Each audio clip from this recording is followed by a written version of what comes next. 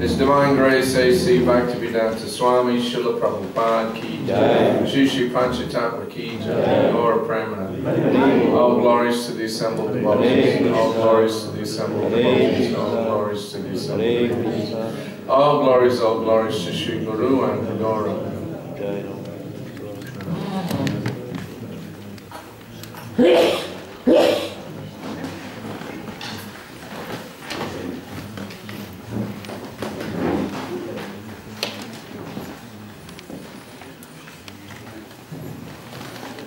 Om Namo Bhagavate Vasudevaya. Om Namo Bhagavate Vasudevaya. Om Namo Bhagavate Vasudevaya. Om Namo Bhagavate Vasudevaya. Om Namo Bhagavate Vasudevaya.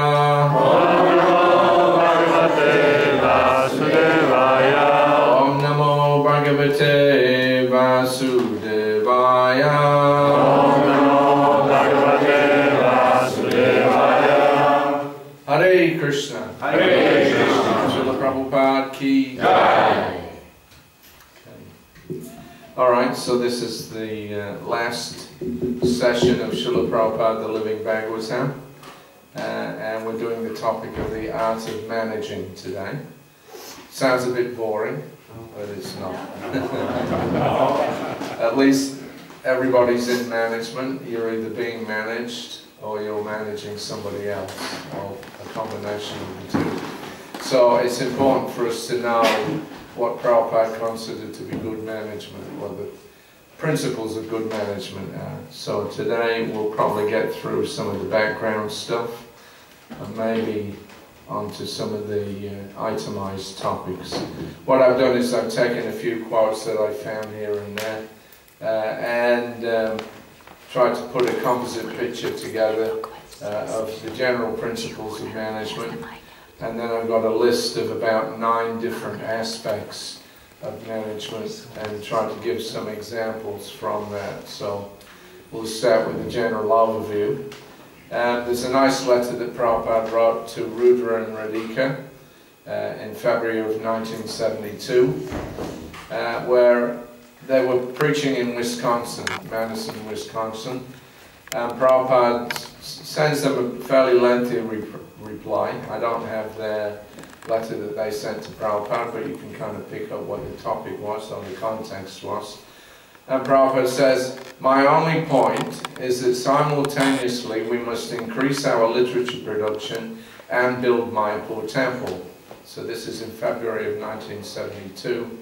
You know, Prabhupada had just started gearing up for the Mayapur project, and he's already telling temples overseas that the main business is book production and building the Mayapur temple, and I think that still remains the priorities in ISKCON nowadays after 44 years or 43 years. But anyway, he says, but it is not that we have to stop everything else for one thing. So although there's a priority, book distribution and Mayapur temple, but everything else has to also be seen to. The art of managing is to do all things at once and in a nice manner. And the guiding principle is to do whatever is practical for preaching Krishna consciousness and at the same time maintain our high standards of routine Krishna conscious practices for making ourselves progress on the spiritual path. So there's 4 important points there. To do all things at once, nicely, in a nice manner, whatever's practical for preaching, and take care of your own spiritual life. So those 4 principles then Prabhupada defines as the art of managing. There's other ones that he comes up with later, but if we look at that, to do all things at once, what we call multitasking nowadays. If you're not a multitasker, then you're not going to be a very good manager. Prabhupada once gave a definition of what it means to be a Vaishnav. He said Vaishnav means that he's expert in something. No, sorry, he knows everything about something and he knows something about everything. He knows everything about something and he knows something about everything. So you may know one particular topic, nobody can know everything except Krishna, of course, and Prabhupada. But we have to know something about everything so we can deal with all the different issues that come up. And if you're expert at something, that's also a requirement for a Brahmin or for a Vaishnav. Let me just adjust things here. I'm going to have to get used to standing up and telling people stuff. Yeah. Okay, so to do all things at once, that's important. Yeah, if a manager doesn't at least have his hand on all the different aspects and have an awareness of what's going on, then of course there'll be problems. And the key thing here is that he says in a nice manner, nicety, and generous. This is our festival this year. Doing things in a nice manner is very important because we are not a business organization. Yeah, we don't hire and fire. If somebody doesn't perform, we can't just sack them. We're a voluntary organization, and basically we're trying to engage everybody in Krishna's service. Now, as an organization, we have clearly defined goals, we have standards, we have, proper structure. All these things are required if you want to preach effectively. But what are we preaching for? We're preaching so that people will become attracted to Krishna.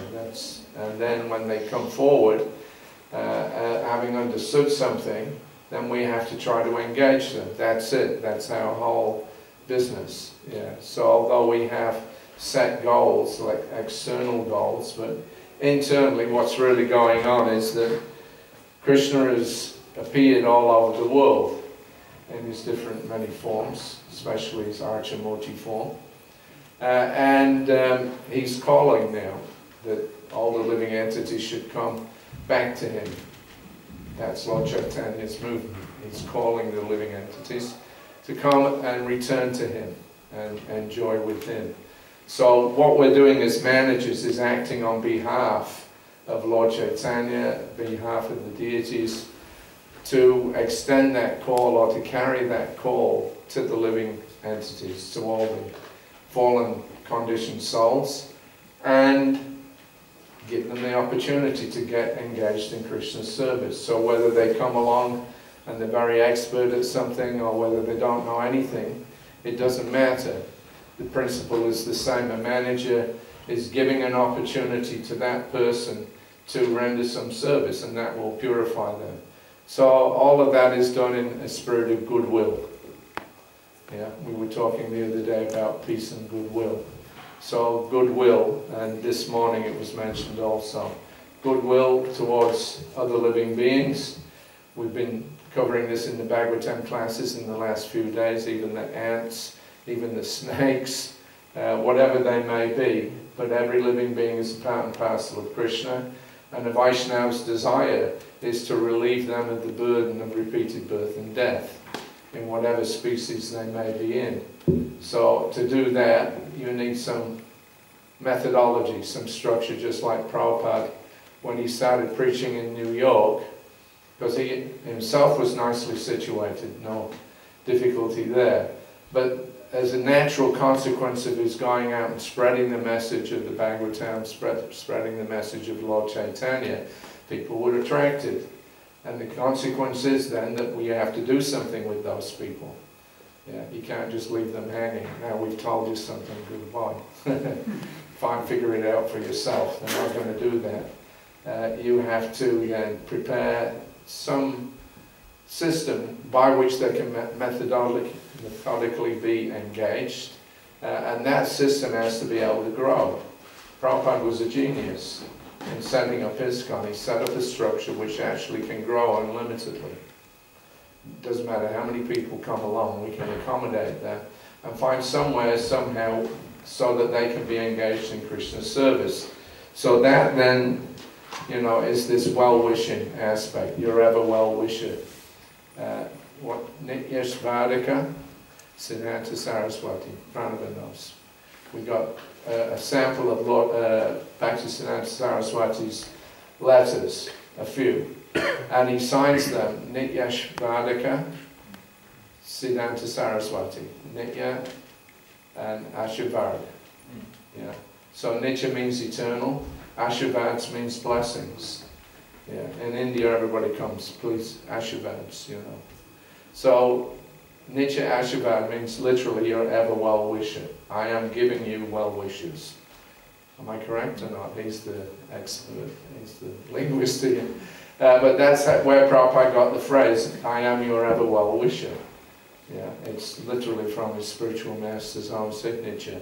And it means that there's, at no point does a Vaishnava ever become, you know, not a well-wisher. There's no point at which he feels that I can't give any well wishes out anymore to this person, that, you know, not taking advantage, they've done something stupid. No, a Vaishnava is always well wishing under any circumstance. Tamal Krishna Maharaj once asked Prabhupada in Mayapur, is there any circumstance that can arise where Lord Chaitanya's mercy will not be available? And Prabhupada said no. And he was thinking, Tamal was thinking, you know, of all the possible samats and everything else, and he said, well, I mean, surely there must be some point at which, you know, okay, that's it, enough is enough. Prabhupada said, no, Lord Chaitanya's mercy is unlimited. So that's the position of an advanced Vaishnava, that he can extend that unlimited mercy to others.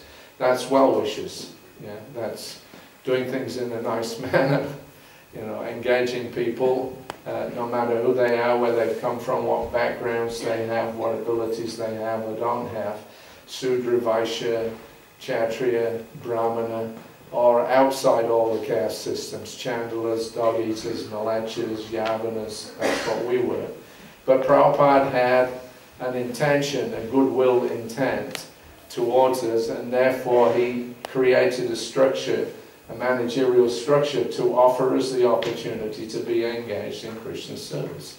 That's what our management is all about. It's not about the money, it's not about the properties, it's not about, you know, the figures, book distribution figures or anything else. It's just simply about engaging people in Krishna's service, acting as an intermediary between the Supreme Lord and the conditioned souls, because we may also be conditioned souls. But if we're engaged properly by a Vaishnava, then we get the credit of being Vaishnavas also. Otherwise, actually, what qualities do we have? We don't have anything. So, those two things, to do all things at once in a nice manner, and then whatever is practical for preaching Krishna consciousness. Because that's mentioned in the Nectar of Instruction that you shouldn't over-endeavor. That will be a burden. Or if you take on too big a burden, you know, we have targets, we have ambitions. We used to say, you know, that we're here to change the world. I don't know whether we still think like that. Yeah, we've maybe solved it up a little bit. There was always this thing that Prabhupada had said that if you can perfectly follow his instructions, then in 18 days you can take over the world. What were the 18 days? That was the Battle of Kurukshetra, 18 days. So Prabhupada used that comparison. Yeah, that if you actually fully surrender and follow my instructions perfectly, you can take over the world in 18 days. So here we are a few years later. We're probably a bit more, you know, realistic about what we can do and what we can't do. But at the same time, we've achieved something. ISKCON is a massive organization by any calculation. You know, over 500 centers, and some of them are very, very big, especially in India, of course. We've become huge there. We've got huge properties. There's new temples popping up all over the place. And all of those temples are being attended by hundreds of thousands and millions of visitors. So that takes a lot of managing. And it is a burden. Yeah. Whatever money that you've got, whatever property that you have, to use it properly, you know, it becomes a burden. I always remember that when we were in Detroit in 1976, Ambarish was there. And I think he'd only been initiated about a year at that time. But he'd already surrendered everything that he had to Prabhupada. And he had a deal with Prabhupada that he wouldn't spend his money on anything unless Prabhupada personally approved of it. Because he was getting a lot of requests. Everybody, oh, Ambarish, I've got this idea to do this, or I got this business I want to do, this is going to be really successful, I just need a bit of capital, and you know, all the rest of it. So he was getting a bit of rest at that time. And apart from that, you know, he'd been born and brought up in this very rich family, the Ford family. And right from the very beginning, you have to learn how to deal with money, and that's always a headache. Ambarish himself with his kids, he put his kid through, or his eldest daughter, I think, through a regular school. And I was talking with him about that, and I was kind of suggesting, you know, wouldn't they be better off in a devotee school? He said, my kids, he said, have to learn how to deal with money. That's their inheritance, whether they like it or not. So he said, I want them properly trained in those aspects, and we weren't offering that in ISKCON at that time. So money is a burden, and this meeting in Detroit, Ambarish made this comment that his prayer is that in his next birth he take birth in a poor family. Because it's such a headache managing all this money. So if things become a burden, you know, then you have problems. It weighs you down, you lose your enthusiasm, and your brain gets blocked. You know, you get miserable. So when we're doing devotional service, we want to spread, we want to increase. That Prabhupada gave us that mandate. That at the end in 1977, what he said, at least, if you can't increase, at least maintain what I've given you. But his intention, of course, if you maintain what Prabhupada was doing was increasing. So you have to maintain the increase. So, you know, how to do that without getting overwhelmed. Even Prabhupada himself felt some strain. In 1977, we went to Navadvip to his godbrother, Sridhar Maharaj's mat. And because their relationship was very thick and fast. They were very close. And they had a shared instruction from Srila Bhaktisiddhanta Saraswati Thakur. I've mentioned this before, but I'll say it again because it's worth looking at. That whilst they were there in Radhakund in 1935, Bhaktisiddhanta Saraswati was preaching to Srila Prabhupada, he saw he was a very capable person. He'd already had a recommendation from the other devotees that Prabhupada become the new president of Bombay because he was so active and expert in whatever he did. Although Bhaktisiddhanta Saraswati said, no, he's better off without your company. He'll do everything himself in the future. But later on in the year, they were in Radhakund. And I guess we were in Bhaktisiddhanta Saraswati's room or someplace. But he was encouraging Prabhupada to go out and preach. And then at one point he pointed to Sridhar Maharaj and told him that now you take him and drag him out and make him preach. He's a very qualified preacher, but he doesn't like to preach. So you take him and you drag him out and make him preach.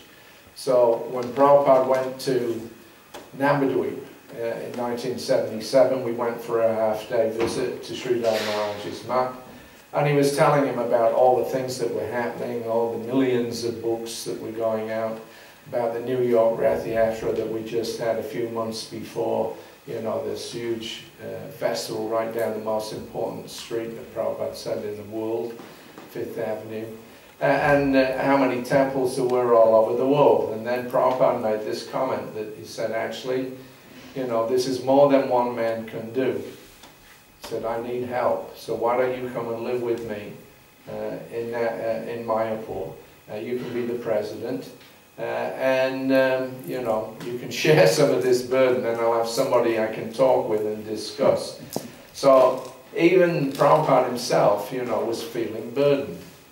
It's not like, you know, Krishna was just magically arranging things and Prabhupada was just sat watching everything going on. You know, this is Bhagavad Gita.